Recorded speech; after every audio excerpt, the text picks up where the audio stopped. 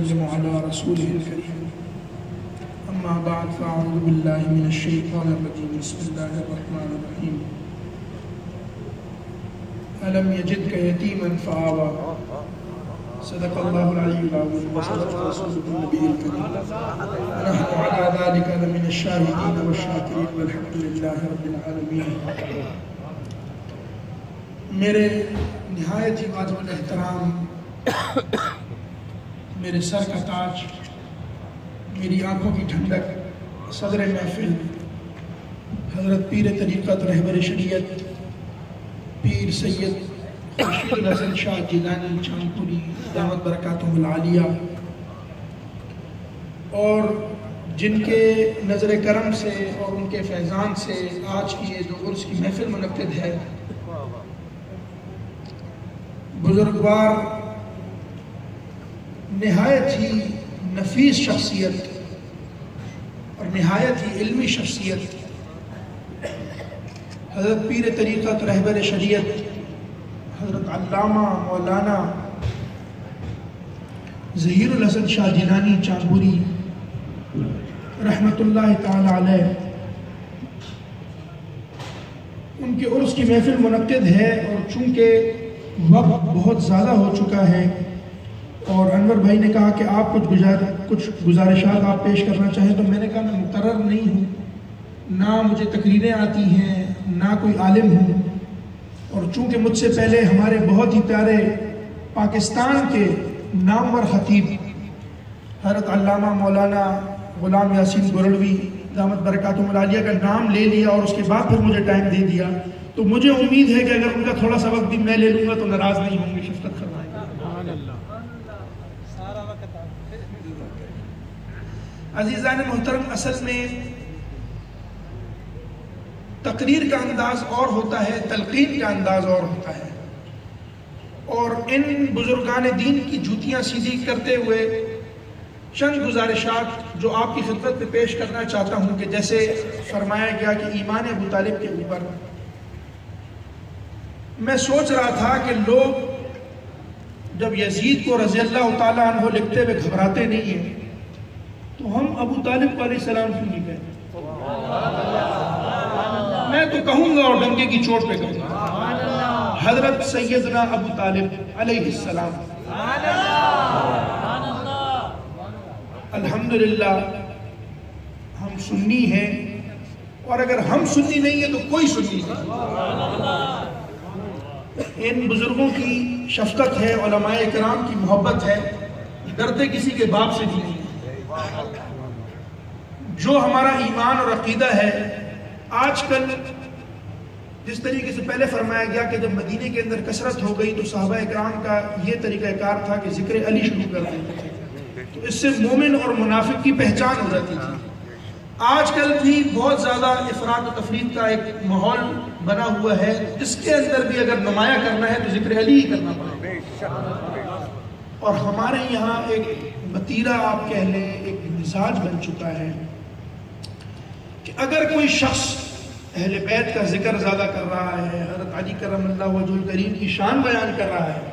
تو فوراً گمان ہونے لگ جاتا ہے کہ یار یہ شیعہ ہے، یہ رافضی ہے۔ بھائی ہم الحمدللہ مالک کے کرم اور فضل سے پکے سنی ہیں، اور کوئی بات کر کے دکھائے، جب صحابہ کی بات آتی ہے تب بھی ہم بات کرتے ہیں، شیخین کریمین کے اوپر، حضرت سیدنا ابوبکر صدیق کے اوپر، حضرت عمر فاروق کے اوپر، عثمان غنی کے اوپر، تمام صحابہ اکرام کے اوپر اگر کوئی بات آتی ہے تو ہم کھڑے ہوتے ہیں، اور اگر جنہوں نے تبرہ بازی کی یا کوئی بات کی اس کا منہ توڑ جواب بھی دیتے ہیں۔ لیکن یہ کیا مزاج ہوا کہ اگر ہم اہل بیت کی بات شروع کرتے ہیں، حضرت علی کی بات شروع کرتے ہیں تو کہتے ہیں نہیں یہ اندر سے چھپا ہوا شیعہ ہے۔ ہاں تو اگر ٹھیک ہے چھپا ہوا شیعہ ہے تو ٹھیک ہے، شیعہ ہی صحیح۔ امام شافعی نے فرمایا نا وَإِنْ كَانَ حُبُّ أَهْلِ بَيْتٍ رِفْضًا فَلْيَشْهَدُ الثَّقَلَانِ أَنِّي رَافِضٌ، کہ اگر اہل بیت سے محبت کرنا، ان سے مودت رکھنا اگر یہ رافضیت ہے تو ٹھیک ہے، میں پھر پکا رافضی ہوں۔ تو ٹھیک ہے اگر ہم اہل بیت سے کا اگر ذکر کرنے کے بعد اور پھر ہمارا عقیدہ معلوم ہونے کے بعد بھی کوئی کہیں گے نہیں یہ اندر سے وہ ہے، ہاں تو ٹھیک ہے، صحیح ہے، تمہارے لیے ہے۔ کیا آخر میں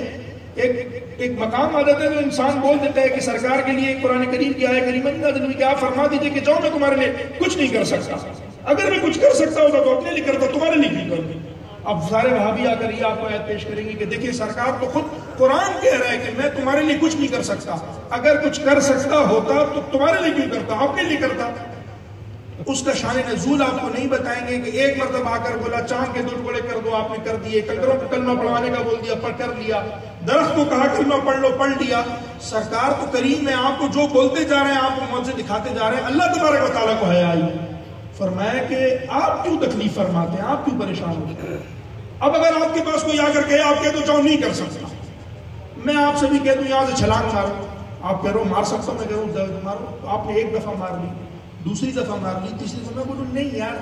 نہیں میں سمجھ میں نہیں، آپ چوتھی دفعہ کیا بولو گے؟ اچھا بھائی نہیں مار سکتا، جاؤ۔ فرما دیا کہ جاؤ میں تمہارے لیے کچھ نہیں کر سکتا، اسی لیے ہم بھی کہہ دیتے ہیں ہاں ٹھیک ہے، ہاں اندر سے ہیں، جاؤ۔ اب آخر میں کیا جواب دیں؟ 2-3 دن پہلے یہی ایک کسی فقیر نے، کسی آستانے کے فقیر کی میں پوسٹ دیکھ رہا تھا، پتہ نہیں ہو سکتا ہے یہاں کوئی بیٹھا ہوا بھی ہو، اس نے کہا کہ انشاءاللہ اگر اللہ تبارک و تعالیٰ نے مجھے صاحب اولاد کیا تو میں اپنے بیٹے کا نام ابو طالب رکھوں گا۔ میرا دل بڑا خوش ہوا اس کو دیکھ کر، اس کی پوسٹ دیکھ کر۔ اتفاق سے بھی بات چل رہی تھی، موضوعات بہت سارے بیان ہو چکے ہیں، بہت ساری باتیں ہو چکی ہیں، بلا تفصیل اور بلا تمہید 2-3 باتیں جو میں آپ کی خدمت میں پیش کرنا چاہتا ہوں، جن بزرگان دین نے اس کے اندر، اہل سنت کے اندر بھی اختلاف ہے، 2 رائے پائی جاتی ہیں، جن اکابرین نے، جن اسلاف نے اس کے مخالف رائے لکھی ہے، ہم ان کا بھی احترام کرتے ہیں لیکن ہم اپنی رائے رکھتے ہیں، ہم ان کو کچھ نہیں کہتے ہیں، وہ بھی ابھی پھر بھی ہمارے اسلاف ہیں، ہمارے بزرگ ہیں، ہم نہیں کہتے ہیں۔ 9ویں صدی تک ایمان والدین مصطفیٰ کے اوپر بھی معاملات الگ تھے، پھر الگ حضرت امام جلال الدین سیوطی نے آ کر اس رائے کو پوری امت کے اوپر چینج کر دیا۔ اسی طریقے سے جو وہ رائے رکھتے ہیں، لیکن ہماری رائے، میری رائے اس بارے میں یہ ہے کہ ایک طرف تو ہم راگ الاپتے ہیں اور جو ہے وہ پیٹتے ہیں اور مختار کل کہتے ہیں، وہ جہاں بانی عطا کر دے بھری جنت ہبا کر دے، جہاں بانی عطا کر دے بھری جنت ہبا کر دے، نبی مختار کل ہے جس کو جو چاہے عطا کر دے۔ یہ کہنے کی بات ہے، بھری جنت ہبا کرنی ہے تو سب سے پہلے کس کو کریں گے؟ 42 سال کی عمر تک، 45 سال، حل جزاء الاحسان الا الاحسان، حل جزاء الاحسان الا الاحسان، اس بات کو ہم مان ہی نہیں سکتے۔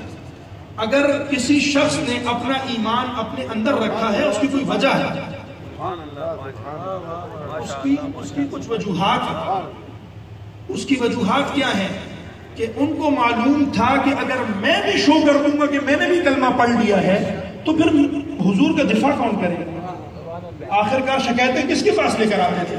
کہ دیکھو تمہارا بھتیجا یہ کرتا ہے، تمہارا بھتیجا یہ کرتا ہے۔ ان کو معلوم تھا کہ اس کے دین پر نہیں ہے، اصل میں باطنی طور پر حضور کے دین پر تھے اور بالیقین تھے حضور کے دین کے اوپر۔ ایسا کیسے ہو سکتا ہے کسی ایک شخص کو، خدا نہ خواستہ، اللہ نہ کرے، اللہ نہ کرے، اللہ نہ کرے، ایک شخص ہو، اس کی بیوی کسی اور دین پر چلی جائے، وہ خوش ہوگا؟ اپنے گھر والوں کو تلقین فرماتے ہیں بہت اچھا کیا۔ اس کا بیٹا اپنی اولاد اپنے باپ دادا کا دین چھوڑ دے تو باپ خوش ہوتا ہے اس بات کے اوپر، فرماتے ہیں بیٹا صاف دیا ہے، ڈٹے رہنا ہے اس کے اوپر۔ سیدنا امیر حمزہ سید الشہداء رضی اللہ تعالیٰ عنہ، آپ تشریف لائے اور آپ نے فرمایا اپنے بھائی کو کہ میں نے بھی کلمہ پڑھ لیا، آپ مسکرا کر کھڑے ہو گئے، فرمایا تم نے بڑا اچھا کام کیا۔ اور جس نے ڈھال کی طرح، ابھی بات چل رہی تھی، سیدی صاحب گفتگو فرما رہے تھے، امام علی مقام کا کربلا کا واقعہ آپ کو بتا رہے تھے۔ اصل میں یہ خاندانی مہارت ہوتی ہے۔ اس سے پہلے خطیب، ہمارے بڑے خوبصورت خطیب، ینگ خطیب ہمارے، انہوں نے بیان فرمایا حضرت میاں محمد بخش صاحب کا، آپ ذات کے گجر ہیں، ذات کے گجر ہیں میاں محمد بخش صاحب۔ ہر خاندان کا کوئی نہ کوئی ایک ملکہ ہوتا ہے، کوئی نہ کوئی لوہار ہے خاندانی، کوئی کمہار ہے، کوئی خاندانی، جو جس کام کے اندر خاندانی ماہر ہے، اللہ تعالیٰ نے اس کے ہاتھ کے اندر وہ ملکہ رکھا ہوتا ہے۔ ابو طالب کی اولاد کے اندر دین کو سنبھالنے کا ملکہ رکھا۔ صاحب قرآن کو اور قرآن کو اپنے سینے سے لگا کر جوان کر کے شیب ابی طالب کے اندر مشکل حالات گزار کر امت کو دینے والی شخصیت ابو طالب، اور وہ بستر وفات کے اوپر بھی آپ ہی فرما رہے ہیں بیٹے کو، حضور بڑے ہیں، سرکار صلی اللہ علیہ وسلم بڑے ہیں، تو حضور کو نہیں فرما رہے کہ بھتیجے میں نے ساری زندگی تم کو پالا، اب تم بڑے ہو گئے ہو تو اب میری اولاد کا خیال رکھنا، میرے گھر والوں کا خیال رکھنا۔ علی کو، عقیل کو، جعفر کو فرما رہے ہیں، ان کو فرما رہے ہیں کہ ان کا ساتھ کبھی نہ چھوڑنا۔ پھر بھی ہم اگر ان کے ایمان کے اوپر، اور ٹھیک ہے جو باتیں ہیں، جو تعویلات لوگ پیش نہیں کرتے، کیسی کیسی حدیثوں کے لوگوں نے تعویلات پیش کی۔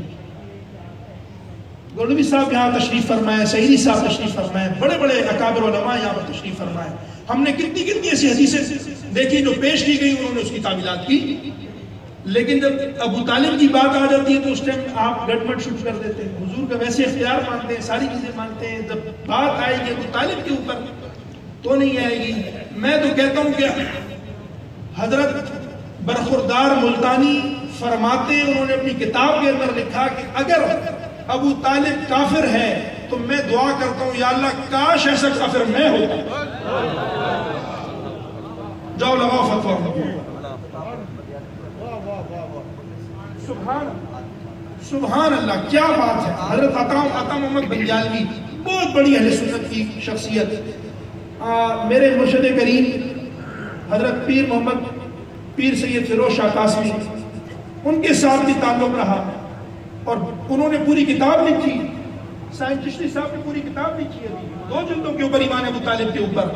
اور ان کا پورا رسالہ مقالہ لکھا گیا۔ اعلیٰ حضرت فاضل بریلوی کے استاد مکہ شریف کے اندر امام کعبہ تھا، انہوں نے کتاب لکھی، رسالہ لکھا، اور اس کے اوپر پورا ایمان ابو طالب کے اوپر پورا مقالہ لکھا ہوا ہے، پوری کتاب لکھی۔ حضرت دالان مکی، انہوں نے جو ہے وہ کتاب لکھی۔ تو ہمارا بھی اپنا مزاج ہے اور اپنا عقیدہ ہے، اور ہم اپنا عقیدہ ٹھوک کر بیان کرتے ہیں، اور اگر پھر بھی کوئی کہتا ہے کہ یار یہ اندر سے وہی ہے تو ٹھیک ہے، پھر ہم اندر سے وہی ٹھیک۔ اللہ تبارک و تعالی ہم کو اہل بیت کی محبت عطا فرمائے اور کامل نسبت اور عقیدت عطا فرمائے۔ میں معذرت چاہتا ہوں، میں نے گولوی صاحب کا ٹائم بھی زیادہ لے لیا، لیکن چونکہ گفتگو اور ماحول کچھ اس قسم کا بنا ہوا تھا کہ میں نے مناسب سمجھا کہ کچھ اس موضوع کے اوپر بھی بیان ہو جائے۔